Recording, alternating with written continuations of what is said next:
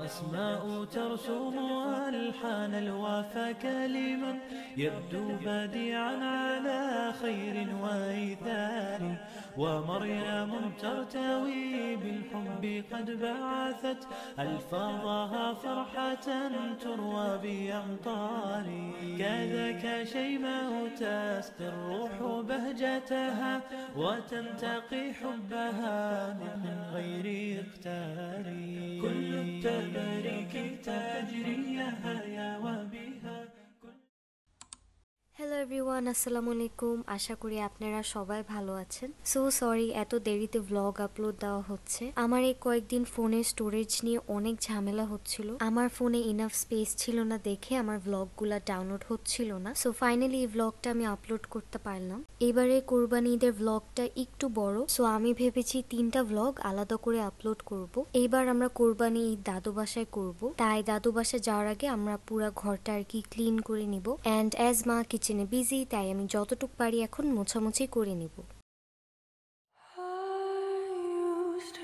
Hear the voice echo walking through the jungle. Listen what I'm searching for.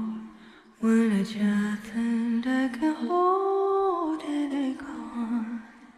Oh my friend, when I just a little dreaming for the crystal should I bury in my soul. It's time, just let it go. Please tell me all the moments wake up out the lavender spark. Could they help me facing in?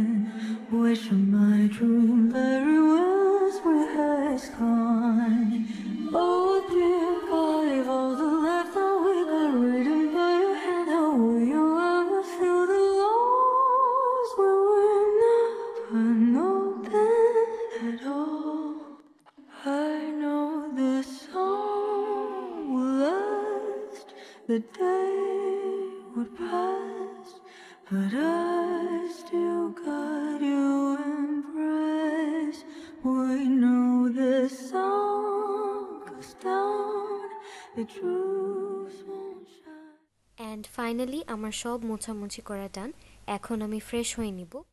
Fresh হওয়ার পর বেশি দেরি না করে আমি bag pack করা শুরু করে দিয়েছি। এইবার আসলে আমার ঈদের জন্য তেমন কোনো শপিং করা হয় নাই, সব অনলাইনে আমি কেনাকাটা করেছি। সো আমি জাস্ট আমার ঈদের জামা অ্যান্ড বাসায় 2-3টা কাপড় নিয়েছি, অ্যান্ড সাইলুর জন্য তার ঈদের জামা অ্যান্ড এক্সট্রা অনেক কাপড় প্যাক করে নিয়েছি। বিকজ ও খেলতে গেলে জামা কাপড় অনেক নষ্ট করে, তাই রিস্ক না নিয়ে এক্সট্রা কাপড় প্যাক করে নিয়েছিলাম। এইবার আমি ঈদের ছুটি খুব কম পেয়েছি। ঈদের কিছুদিন পরে আমার কোচিং ক্লাসেস শুরু হয়ে যাবে অ্যান্ড আমাদেরকে অনেকগুলো অ্যাসাইনমেন্টস দিয়েছে, তাই আমাকে স্যাডলি ঈদের ছুটিতেও পড়তে হবে। তাই আমার বুকস এন্ড কপিজ যা লাগবে সব নিয়ে নিচ্ছি। আমার আসলে ছুটি বলে কিছু নাই, এমনেও পড়তে হয় অমনেও পড়তে হয়। সো এটাই হচ্ছে আমার জীবন। অ্যান্ড পড়াশোনার পাশাপাশি আমি কিছু কাজও করি। সো আমি আমার পড়াশোনা অ্যান্ড কাজটাকে ব্যালেন্স করতে চেষ্টা করি। অ্যান্ড ফাইনালি আমার সব ব্যাগ প্যাক করা ডান। পরে বারান্দায় গিয়ে দেখি আমাদের একটা নেইবার অনেক কিউট একটা গরু কিনেছিল। তারপর মাগরিবের আজান দিয়েছিল, সো আমরা এখন সবাই মিলে ইফতার করব। আজকে হচ্ছে আরাফাতের দিন, সো মা খিচুড়ি রান্না করেছিল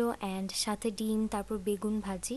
তারপর মা এই সাবুদানা ড্রিঙ্ক বানিয়েছিল, এটা আমরা রোজার মাসে প্রায় খেতাম। পরের দিন আমরা বেশি দেরি না করে রওনা দিলাম দাদু বাসায়। অ্যান্ড যাওয়ার পথে দেখলাম অনেকগুলো গরু বেঁধে রেখেছিল।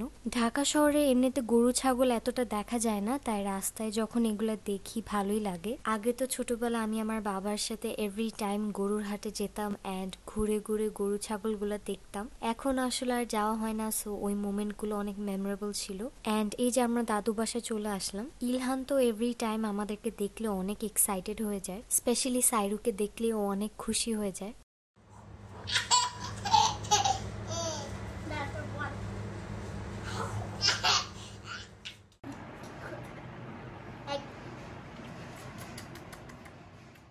পরে নিচে গিয়ে দেখি পাপা ছাগল এনেছিল অ্যান্ড ইলহান তো অনেক ভয় পাচ্ছিল, মানে ও আমার হাত ছাড়বেই না, ও আমাকে নিয়ে ছাগলকে দেখতে যাবে। ছাগলও মানে উল্টা ইলহানকে দেখে ভয় পাচ্ছিল। পরে ইলহান কি সুন্দর করে সাইরুর হাতে পাতাটা দিয়ে ছাগলকে খেতে দিয়েছিল, মানে আমার কাছে এটা এত ফানি লেগেছিল, মানে ও নিজে খাওয়াবে না বাট সাইরুকে দিয়ে ছাগলকে খাওয়াবে। তারপর দোকান থেকে কিছু চিপস কিনলাম সাইরু আর ইলহানের জন্য।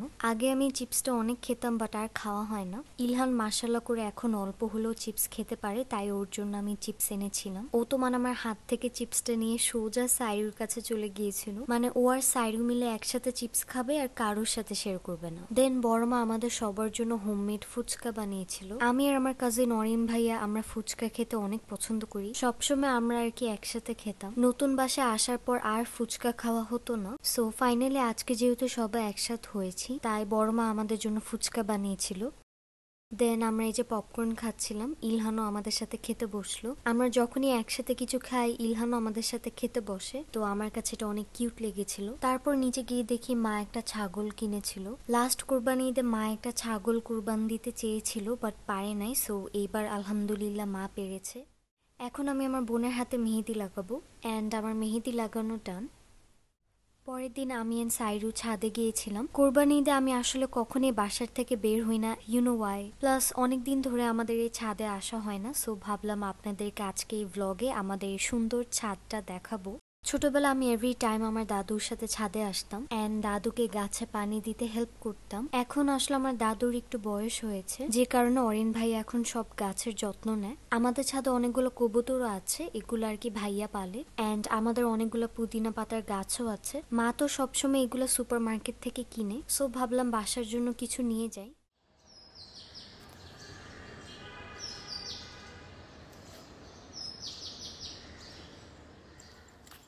ছাদে অনেক ধরনের গাছ ছিল, কিন্তু সবচেয়ে বেশি ভালো লেগেছিল আমাদের এই সবুজ কালারের মালটা গাছ। আসলে গাছ থেকে ফল ছিঁড়ে খাওয়ার মজাটাই আলাদা, তাই আমি দেখছিলাম কোনটা ছিঁড়ে খাওয়া যায়। মালটা গাছ দেখতে দেখতে হঠাৎ আনার গাছের দিকে চোখ পড়লো। দেখলাম অনেকগুলো আনার গাছে ধরেছিল অ্যান্ড আনার গাছের ঠিক পাশেই আমাদের বেলি ফুলের গাছ ছিল। আমার আর মার বেলি ফুল খুবই পছন্দ। তারপর ঠিক কর্নারে ছিল আমাদের পেয়ারা গাছ। পেয়ারা গাছে দেখলাম জাস্ট 2-3টা পেয়ারা উঠেছিল। আর এটা তো আমার বোনের সবচেয়ে ফেভারিট সবজি ঢেঁড়স। আমার বোন তো ঢেঁড়সের গাছ দেখে অনেক এক্সাইটেড হয়ে গিয়েছিল, ও ঢেঁড়স খেতে খুবই পছন্দ করে। পরে আমরা নিচে চলে আসলাম, ছাদে অনেক গরম ছিল, সো পরে আমরা বাইরে থেকে কিছু আইসক্রিম কিনে খেলাম। এখন আমরা বাসা চলে যাব অ্যান্ড ইলহানকে গুড বাই দিতে আমার খুবই কষ্ট লাগছিল। যাই হোক, আমরা আমাদের কোরবানি ঈদ খুব ভালোভাবে কাটাতে পারলাম আলহামদুলিল্লাহ। আপনাদের ঈদ কেমন গেল অবশ্যই কমেন্ট করে জানাবেন। যদি আপনার এই ভিডিওটা ভালো লেগে থাকে লাইক এন্ড কমেন্ট করতে ভুলবেন না। অ্যান্ড সবাইকে আল্লাহ হাফেজ অ্যান্ড ঈদ মুবারক।